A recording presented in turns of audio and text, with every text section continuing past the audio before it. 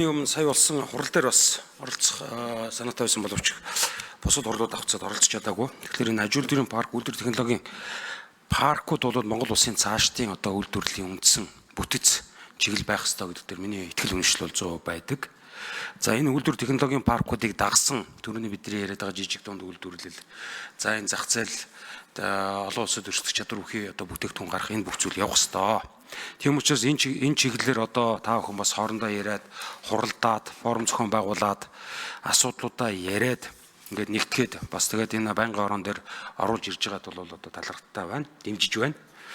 За дэмжиж байгаа учраас энэ гарсан одоо сан зөвлөмжл юм да тийм ээ. Энэ сан зөвлөмжийг бас та бүхэн дахиад нэг юу яахыг бодорой. Бисээ гүйлгээд уншаад үзлээ.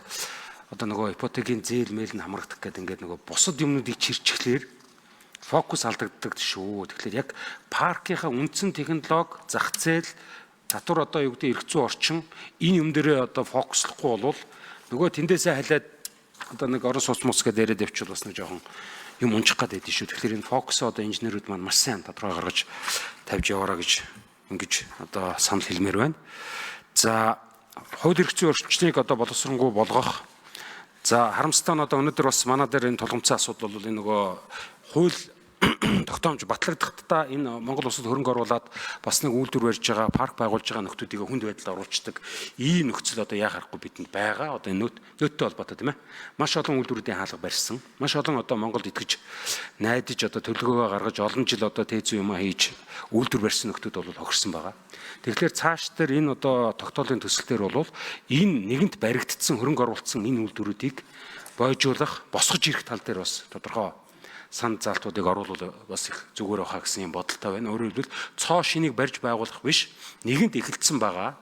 Итгээд Монгол хөрөнгө оруулсан энэ үйлдвэрүүдийг хэрхэн яаж богино хугацаанд босгох уу гэдэг тал дээр бол бас их хурлын гишүүд маань хамтарч дэмжиж одоо ажиллах ёстой гэдэг ийм байр суурьтай байна. Ингэж засахгүйгээр шинэ одоо хөрөнгө оруулалт, шинэ одоо үйлдвэр барих талаар яриад нэмэргүй. Тийм учраас одоо нэгэнт барьсан байгаа үйлдвэрүүд тоотой, хязгаартаа одоо эн чинь маш тодорхой байхгүй. Тэр энэ дээр тохирсон ийм бас бодлогыг энэ одоо засгийн газрын тогтоолд тусгаалan заавал яасан бэ? Ерөнхий заахаасаа илүү гэдэг ийм саналыг хэлэх гэсэн юм аа. Асуулт алга байна. Дэмжиж байгаа.